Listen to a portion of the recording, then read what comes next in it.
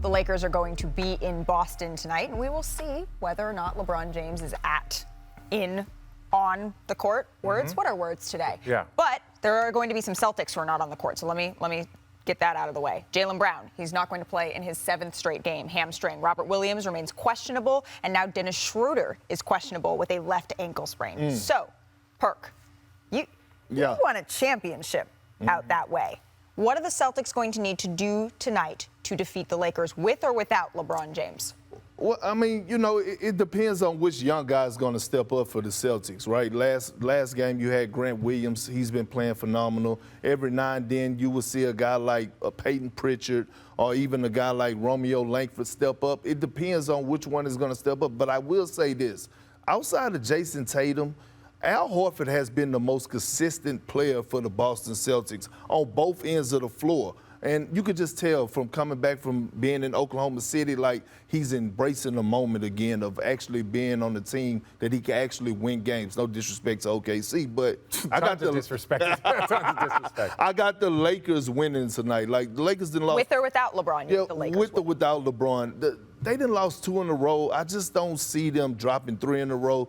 I think Russell Westbrook, Anthony Davis elevate their game. Taylor Horton-Tucker has been playing phenomenal. I mean, great basketball. So I got the Lakers winning tonight. I'm not a homer. Yeah, no. You are a homer. Thanks but for getting that in. Yeah, no.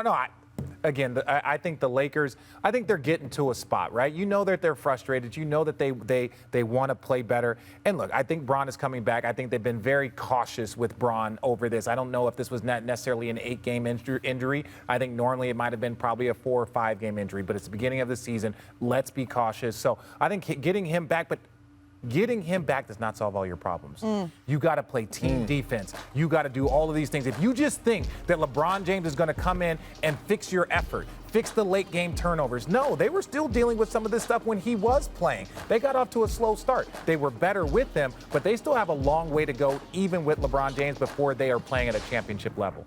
What do you see there? I'm interested just in if he plays. What's their starting lineup going to be? Are we ever going to see their centers start? I don't know, but I know Taylor Horton-Tucker has certainly earned a look because he's the young guy. If he's shooting threes like this, like it's early, it's 3-4 games, but if he can make enough spot-up threes, he's their best option for a 3-and-D-ish wing next to LeBron, which is like what the holy grail is for them. So I'm interested to see if he keeps playing well.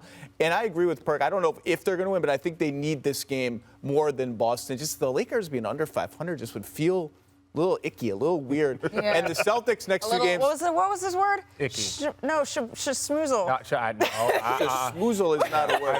And the Celtics' next 2 games are home games against the Rockets and the Thunder. So if you lose tonight, you should be able to get the next 2. Right. So let's stick with that, though.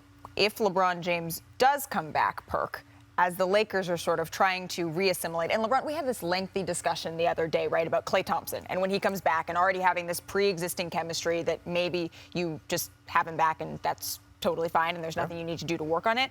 What's the case with LeBron here, Perk? How are you going to be looking at that? Well, you know what? Despite everything else LeBron James brings to the table on the floor, like his stats, his numbers, his leadership, that floor general, like being able to put guys in certain spots. You know, he's that coach on the floor that Frank Vogel can't beat, right? Putting guys in the spots, calling out defense, recognizing the other team plays, those little things. You expect it out of Rondo, but Rondo minutes haven't been there. You know LeBron James is going to be on the floor. And one thing also about LeBron James, he loved playing in the garden. He loved playing Arguably his greatest game ever was in Boston. When Adrian Wojnarowski came on our show yesterday and mentioned just how important he doesn't get to go as often as he did when he was in the Eastern Conference. And so he really gets up for these sorts of games. But, Zach, if you were saying, all right, let's say LeBron James does play tonight, and again, he is a game-time decision, but if he does play tonight, who are you looking at as the second most important Laker to make sure that they secure this win?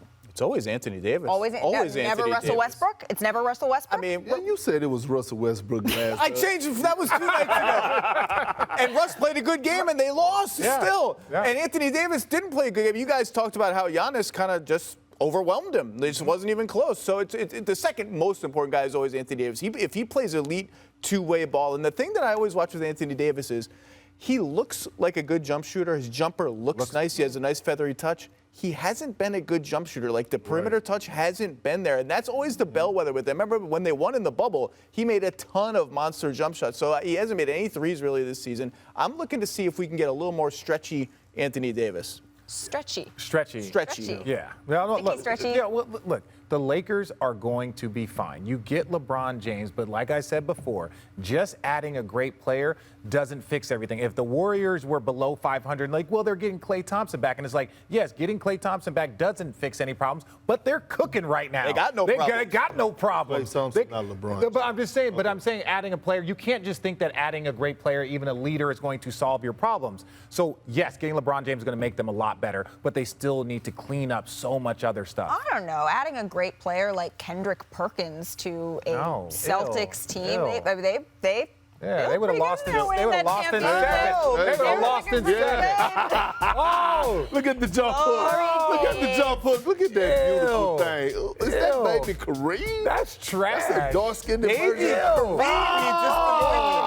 Oh, my God. You all snatching the screws out the what basket. kind of flavor saver you got going on there? I'm glad you blew the You see the beard out. turnaround. Hey, look, don't try to kill my moment. I'm not trying to kill your moment. Ew, that's the same highlight. No, it wasn't. That's the same play. No, it wasn't. Oh, look nice at big little fella. reverse. Getting all the good angles. Well, Look at that. we're not going to see bro. this lineup. We're not going to see this lineup, but you can see the Lakers and the Celtics tonight at 7:30 Eastern on ESPN, followed by the Mavs and the Suns. Luka Doncic is out, and the Suns have won 10 straight games. NBA Countdown gets it all started at 7 o'clock Eastern. Thanks for watching ESPN on YouTube. For live streaming sports and premium content, subscribe to ESPN Plus right now.